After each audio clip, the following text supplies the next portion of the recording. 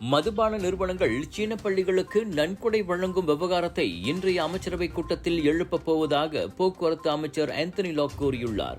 சீன பள்ளிகளுக்கு நன்கொடை திரட்டும் நிகழ்ச்சிகளை மதுபான நிறுவனங்கள் நடத்துவது இன்று நேற்று வந்ததல்ல. 30 ஆண்டுகளுக்கும் மேலாக நடைமுறையில் உள்ள ஒன்றுதான்.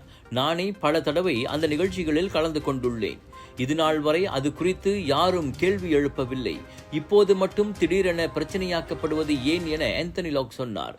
எனவே இன்றைய அமைச்சரவை கூட்டத்தின் போது நிச்சயம் அவ்விவகாரத்தை எழுப்பி தமது தரப்பு விளக்கத்தை முன்வைக்கப் போவதாக DAP பொதுச் செயலாளருமான அவர் கூறினார். 2018 வெளியிடப்பட்ட சுற்றறிக்கையின்படி மாணவர்களின் அறிவாற்றல், உளவியல், உடலியல் அம்சங்களை பாதிக்கக்கூடிய சூதாட்டம், சிகரெட், போதைப்பொருள், மதுபானங்கள் உள்ளிட்ட நடவடிக்கைகளின் மூலம் கிடைக்கப்பெறும் நன்கொடைகளை பெறுவதற்கு பள்ளிகளுக்கு தடை விதிக்கப்பட்டுள்ளதை கல்வி அமைச்சு நேற்று முன்தினம் சுட்டிக்காட்டியது.